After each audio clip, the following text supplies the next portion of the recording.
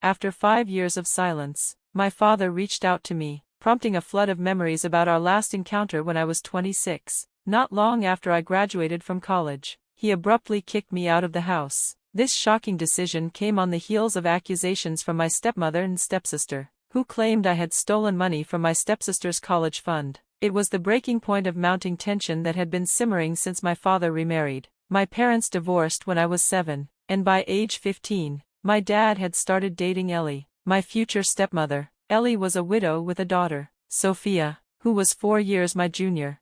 From the very first meeting, I could feel Ellie and Sophia's reluctance to welcome me into their lives, a sentiment that only intensified over time. Although I moved out for college, my infrequent visits home were rife with discomfort, as their coldness became increasingly evident. My father, however, was blind to their animosity, convinced they held no ill will towards me, which only widened the chasm between us. After graduating, I returned home with plans to save for my own place, hoping to address the palpable hostility I felt. Unfortunately, my father brushed off my concerns, certain of Ellie and Sophia's affection for me.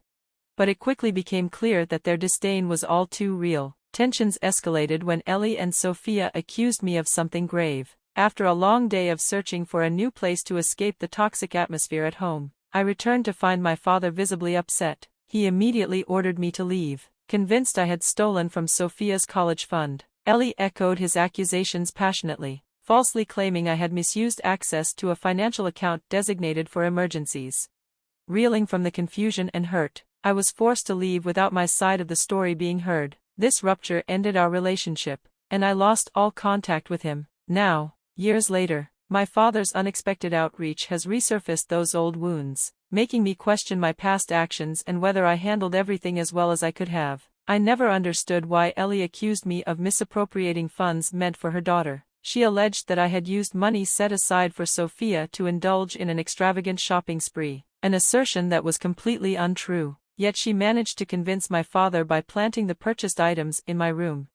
My protests were ignored. By the time I suggested verifying the accusations with the bank, my father had already sided with Ellie, having found the items under my bed. When I insisted on clearing my name, he dismissed me, fully convinced of my guilt and labeling me a thief. Heartbroken and wronged, I moved out, cut ties with him, and struggled financially for a time. But eventually, I regained my footing, built a comfortable life, and even began planning to buy a house. For 5 years, I kept my distance from my father's family, relying on my mother for support, as she too had severed ties with him due to his treatment of me. Then, out of the blue, my father appeared at my door, seeking forgiveness. He had finally learned the truth. Ellie had fabricated the entire situation to mask her own misuse of funds meant for her daughter's education. She had splurged on lavish items for herself and Sophia, then set me up to deflect scrutiny from her spending habits. After a recent argument with her parents, they had revealed everything to my father, exposing Ellie's manipulation. Now, understanding the full extent of her deceit, he was asking for a chance to mend our relationship. It turned out that Ellie had used me as a pawn in her scheme to secure her financial future while shielding her own extravagances. My father confided that he had filed for divorce from Ellie a few weeks prior. With help from his old attorney, he now sought to reconcile with me. During our conversation, he mentioned that he knew one of my friend's fathers was a respected divorce attorney and hoped I could facilitate a connection to negotiate a lower fee since Ellie and her lawyer had crafted a biased divorce petition. He seemed to think that an apology might suffice, as if we could simply return to the way things were before. The audacity of his request left me speechless, and I couldn't help but laugh before firmly shutting the door in his face. The notion that he could expect my help after everything was absurd. If he needed legal assistance, he should reach out himself and pay the standard fees like anyone else. His current lawyer's reluctance to handle the complicated divorce was not my burden to bear. After closing the door, I warned him to leave or I'd call the police. I thought that would be the end of it, but then my mother called, unexpectedly criticizing my decision not to help him. She argued that everyone makes mistakes, including my father, and insisted it wasn't fair to hold him to a higher standard simply because he was my dad. While I recognized that everyone makes mistakes, my feelings ran deeper. They stemmed from my father's choice to trust Ellie over me, his own daughter, and the hurtful words he had thrown at me when he forced me out of our home. He hadn't come just to apologize. He was seeking my help as well. I couldn't shake the feeling that if he hadn't needed something, I wouldn't have heard from him at all. After 5 long years, he had finally acknowledged his mistake, but now he was back not only to seek forgiveness but also to ask for a favor. I tried to explain to my mother that my reluctance wasn't merely about his past misdeeds, it was about the deep emotional pain caused by his decision to prioritize Ellie over me. She insisted that his admission, even if belated, should mean something, urging me to be the bigger person and forgive him. While I was close to my friend and likely could ask him about his father's availability for my dad's case, I found myself torn. The emotional toll of reconnecting under these circumstances felt overwhelming, and I wasn't sure I could simply brush aside the past. Despite the expectation to extend help, I found myself embroiled in a heated debate with my mother about whether I should assist my estranged father in securing a lower rate from a top divorce attorney. The best lawyers are costly, and I wasn't even confident I could persuade anyone to lower their fees. My mother failed to see my perspective, and I struggled to understand hers, which felt utterly illogical to me. Our argument left us both frustrated and not speaking, leading me to question my own decisions. As I reflected on the situation, I wasn't sure if refusing to help my father was wrong, but my mother's reaction suggested otherwise. I felt torn, wondering if I had made a mistake in standing my ground.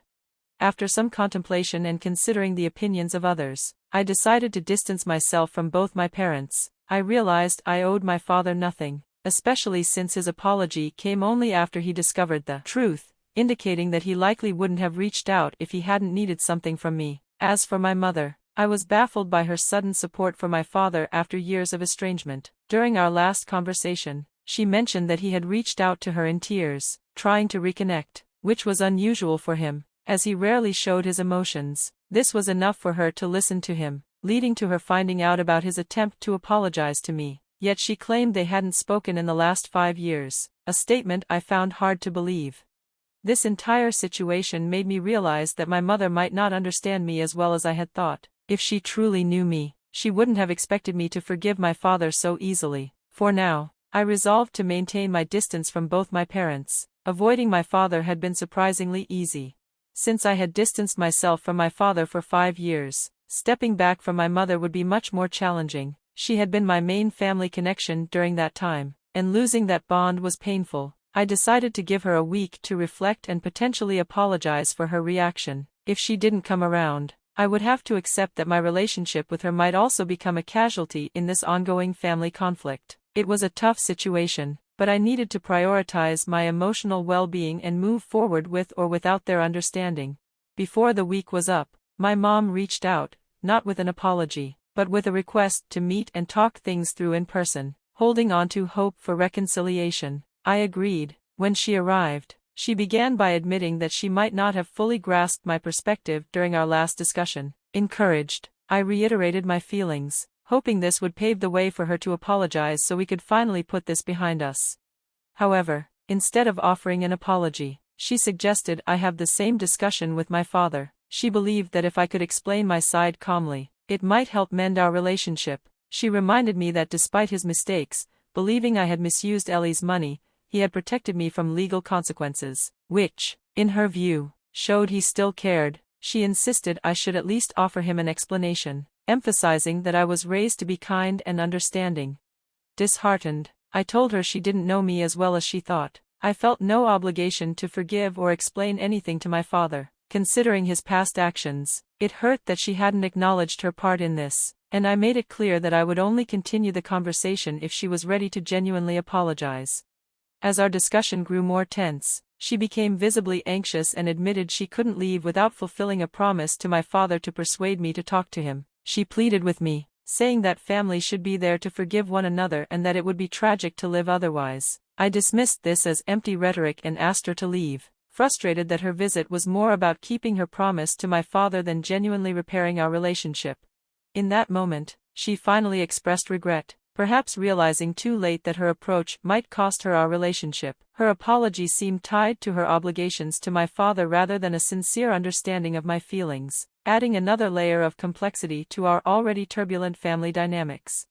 I felt deeply betrayed by both my parents, yet a part of me grappled with the thought that as my parents, perhaps I should find a way to forgive them. After all, they had done many things right in the past, and that should count for something. But when my mother tried to use this reasoning to justify her actions, it struck me as absurd. I confronted her about the promises she made to my father, stressing that it wasn't my responsibility to help her fulfill those commitments. Our conversation escalated when she revealed that she couldn't leave because my father was waiting for her in the car, hoping to be invited inside. This revelation was the last straw. I had made it clear that I didn't want to meet him, yet she had disregarded my wishes, thinking she could persuade me otherwise. My frustration boiled over into anger, and I yelled at her, calling her a terrible mother and declaring that I was done with her. Despite her tears and apologies, I was resolute. The argument dragged on for about 15 minutes before she finally left, and as she did, I warned her that any further visits from her or my father would compel me to call the police. After she left, I even contemplated speaking to a lawyer about obtaining a protective order against them. Just when I thought the day couldn't get any more chaotic, another unexpected event unfolded. I was enjoying a rare day off at home, planning a quiet day, when Ellie and her daughter, Sophia, appeared at my doorstep.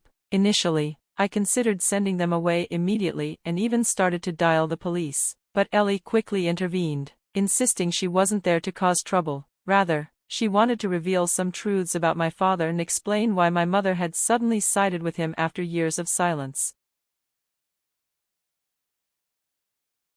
Her presence was as unpleasant as ever, and I had no desire to hear her out at first. However, something Ellie mentioned about my mother caught me off guard and piqued my curiosity. Reluctantly, I listened as she stood outside, refusing to enter my house. Ellie shared that a couple of weeks ago, her parents had revealed critical information about the incident from 5 years ago, sparking a series of unexpected revelations and confrontations.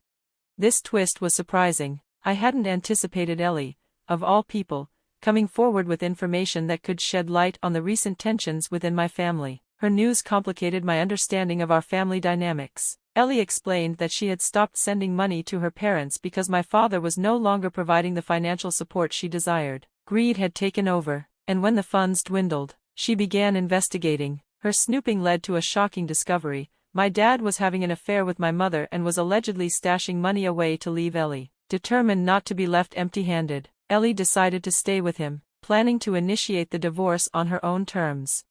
Eventually, my father uncovered her plan, leading to a massive fight that revealed their true motives. Under normal circumstances, he could have divorced Ellie without much consequence, but his own infidelity complicated matters. Ellie hadn't worked in 10 years and had crafted a divorce petition that favored her, which my dad contested fiercely.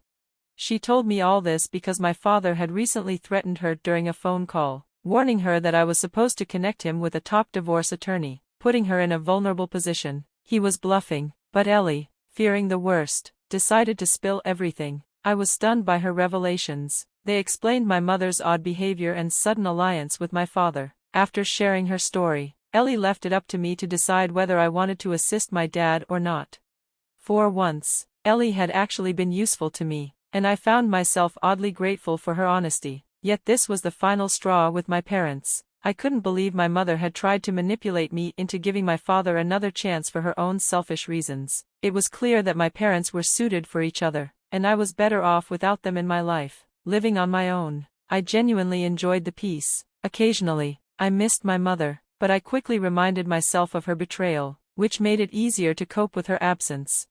I've heard through relatives that my dad and mom are back together and that his divorce from Ellie was finalized a few weeks ago. There's a wedding planned soon, and although I've been informed about it in case I wanted to reconcile, I have no interest in attending or mending things with them. Life on my own has been fulfilling and peaceful, and I'm content with where I am, far removed from the drama and manipulation that once consumed my life.